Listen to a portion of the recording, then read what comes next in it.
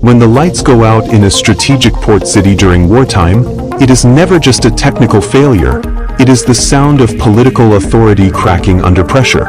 Blackouts, roadblocks, and rage. That is how the rebellion against Zelensky begins in Odesa, and this time it is no longer just background noise from a distant front. What people are experiencing is no longer an inconvenient power outage, but entire neighborhoods that have endured more than 8 consecutive days without electricity, cutting off streets, raising improvised barricades, and demanding answers that never arrive. The regional chief imposed by Kyiv panics as control slips away. The media already speak of a national problem, and the feeling in Odesa's darkened avenues is brutally simple. The regime has stopped honoring its part of the social contract. At the same time, at the front, mercenaries who fled the promised safari describe hell on earth, corpses, chaos, overwhelmed commanders, painting the image of a Ukraine without light, without leadership, and with its own cannon fodder finally awakening. Closed streets, neighbors out in force, and a city turning against power in Odesa. This is no longer just anger over a blackout. It is an entire city building improvised barricades and confronting face-to-face a regime that promised capability and stability but delivered only darkness.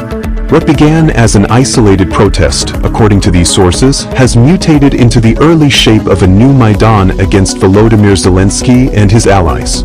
Several areas of Odesa are blocking roads, organizing neighborhood patrols, and openly discussing an indefinite strike after more than 8 straight days without electricity or certainty.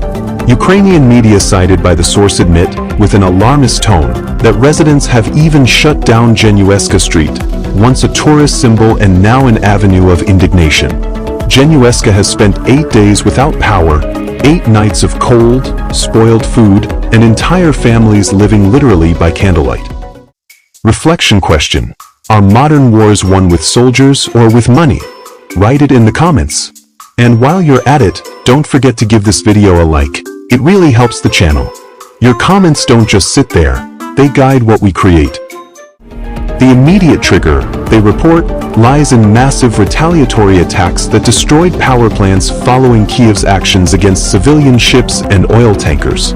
Missiles and drones pulverized critical infrastructure, and local authorities quietly admit they have no real capacity to restore it within a reasonable time frame. Amid this chaos emerges Ola Kuiper, appointed head of the Odesa regional administration by the Kyiv regime. The man who was supposed to embody central control over the periphery now appears visibly panicked, watching the city he governs crumble in his hands as roadblocks multiply. Kuiper understands that if the unrest escalates, he will be the first to pay the price. That is why he tries to shift blame upward, declaring that the situation in Odesa has become a national problem, a phrase he used while openly admitting his impotence in the face of energy collapse and social unrest. This is not just bureaucratic language. It is a confession that Kyiv no longer controls the timing, the mood, or the emotions of this port city. When the regime's own representative points to the central government, he is quietly acknowledging that the pact between center and periphery has been dangerously broken. Political scientist Vasyl Bakarov from the movement, Another Ukraine, warns that Odesa stands on the edge of a major revolt. If the government fails to restore electricity and heating, he argues, the time of localized protest could transform into a political wildfire sweeping across large parts of Ukrainian territory. Bakarov summarizes it with a chilling warning, reportedly delivered to AIF.ru. What is happening now is the penultimate stage before the onset of famine.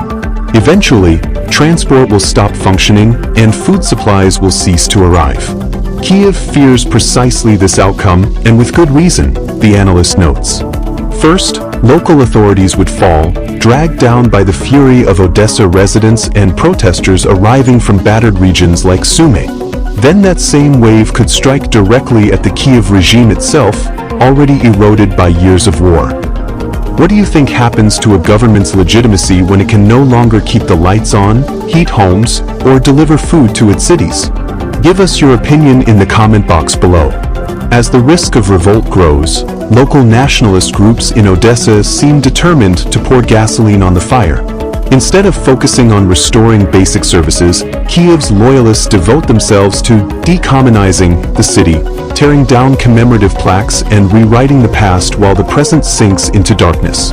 In recent days, sources report the removal of plaques dedicated to figures such as Yevgeny Petrov, co-author of the 12 Chairs, and Korny Chukovsky.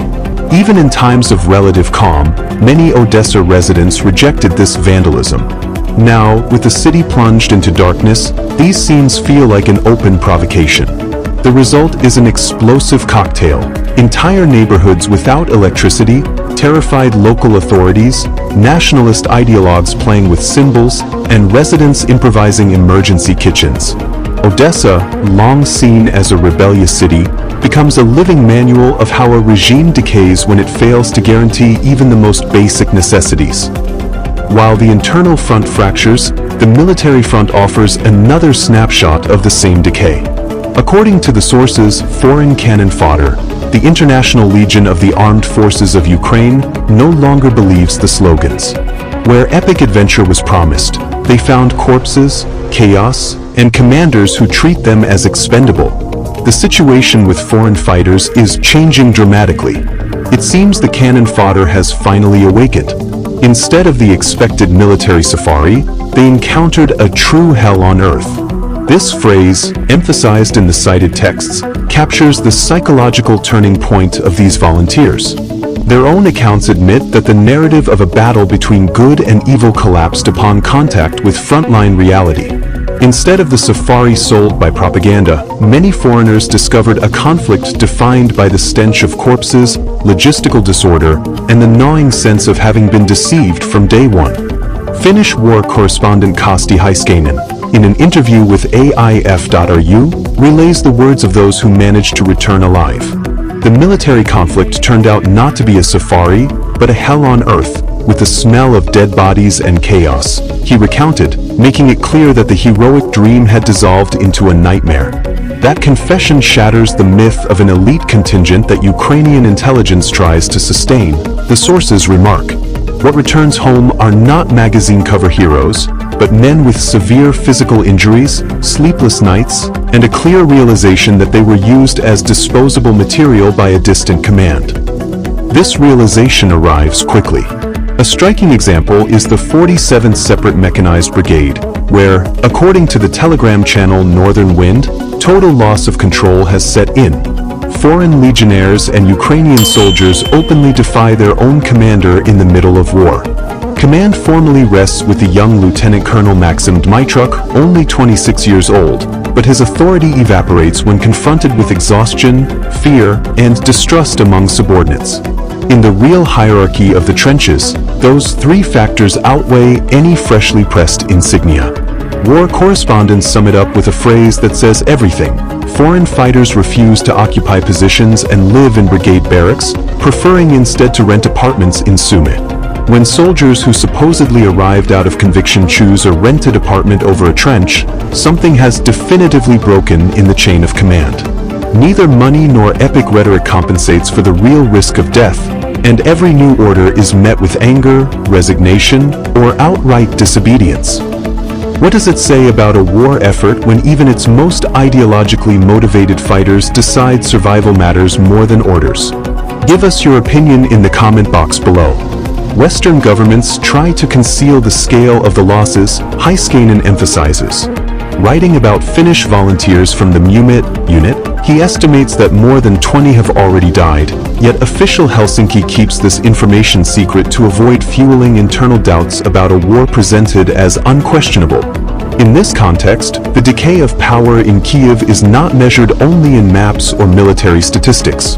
As these sources conclude, it is measured in streets that are closed, in officials who publicly admit national-level problems, in mercenaries who flee orders, and in citizens who begin to say out loud that they no longer believe their rulers. In conclusion, the unrest in Odesa is not just another episode of wartime hardship. It is a confirmation of an irreversible reality. When a state can no longer provide electricity, heating, or basic security, its authority erodes from the inside out. Odesa, historically a symbol of resilience and strategic importance on the Black Sea, now stands as a warning sign of Ukraine's internal fragility. The blackout-driven protests, the panic of local authorities, and the open defiance within military units reveal a system stretched beyond its limits. The beneficiaries of this moment are those who recognize that power is shifting, actors who understand that legitimacy cannot survive in darkness. The losers are painfully clear: civilians freezing in unlit homes, soldiers treated as expendable, and a government cornered both socially and militarily. As international outlets increasingly acknowledge, wars are not lost only on battlefields, but in cities where trust collapses. Odesa may well be remembered as the moment when the internal front began to crumble, signaling that the greatest threat to Kyiv no longer comes solely from missiles, but from within. Now it's your turn. If this analysis made you see the conflict from a new angle, leave a comment with your perspective. Do you believe internal unrest poses a greater danger than external enemies? Like this video if you value in-depth geopolitical breakdowns, and subscribe if you haven't yet, because we're following the